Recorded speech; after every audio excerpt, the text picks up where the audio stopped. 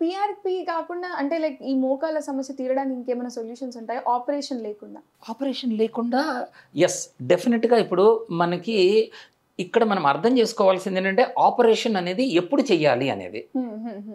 ఎంత phase of pain exactly ఏ స్టేజ్లో ఉన్నప్పుడు పెయిన్ కన్నా కూడాను అసలు ముందు జాయింట్ ఆపరేషన్కి రెడీగా ఉందా లేదా. ఓకే.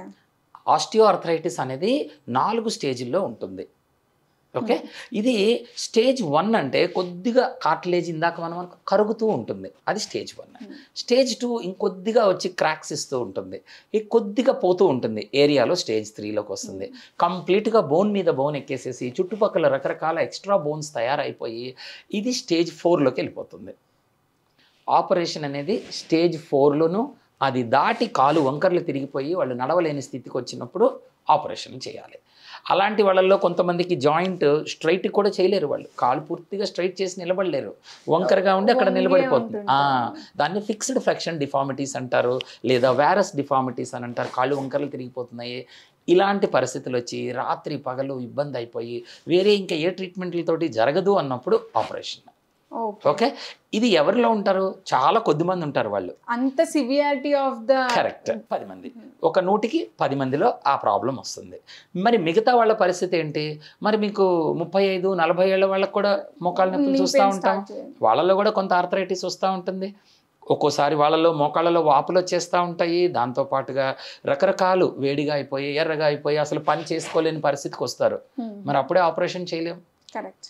రిప్లేస్మెంట్ అంటే ఏం చేస్తాము? జాయింట్ని కట్ చేసి దానిపైన మెటల్ క్యాప్ వేసేసి ఇది చేసి క్లోజ్ చేసి రీహాబిలిటేషన్ చేయాలి. ఇది మరి అందరికీ సాధ్యమా అంటే కుదరదు. కొంతమందికి మరీ తక్కువ వయసు ఉండేవాళ్ళు ఉంటారు, కొంతమంది మరీ ఎక్కువ వయసు అయిపోయేవాళ్ళు, 75-80 ఏళ్ళు దాటిపోయిన వాళ్ళకి ఆపరేషన్ చేయలేము, అంత తేలిగ్గా రికవర్ అవరు వాళ్ళు. మరి ఈ మధ్య వయసులో ఉండేవాళ్ళు 50 నుంచి 70లో ఉండేవాళ్ళు కూడా చాలామందికి చాలా హెల్త్ ప్రాబ్లమ్స్ ఉంటాయి. ఎగ్జాక్ట్లీ, రీసెంట్గా హార్ట్ అటాక్ వచ్చిన వాళ్ళు, స్ట్రోక్ వచ్చిన వాళ్ళు, కిడ్నీ ప్రాబ్లమ్స్ ఉన్న వాళ్ళు, రకరకాలు ఉంటాయి. అలా కాకుండా కొంతమంది ఉంటారు, నేను వేరే కంట్రీ వెళ్ళి రావాలి, మా అమ్మాయిని చూసి రావాలి, నాకు ఒక ఏడాది పాటు టైం ఉంది, 6 నెలలు టైం ఉంది చెప్తారు. ఓకే, ఇమ్మీడియట్గా ఆపరేషన్ చేస్తే అవన్నీ ఆగవు కదా. సో వాళ్ళకి అవసరం ఉండదు, నాకు టైం కావాలని అడుగుతారు. లేదా అసలు నాకు భయం, నేను అసలు చేసుకోను, నాకు సర్జరీ వద్దు, సర్జరీ నేను ఎలాగో చేసుకోను, నువ్వు ఏదన్నా చెయ్యి నాకు హెల్ప్కి. ఇలా రకరకాల పేషెంట్లు, సర్జరీ కాని వాళ్ళు చాలామంది ఉంటారు.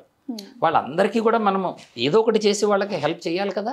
Then PRP comes to the picture. PRP వస్తుంది, ఇంకా మీరు అన్నట్లు కొత్త కొత్త ట్రీట్మెంట్స్ ఏవైతే ఉన్నాయో అది వస్తాయి.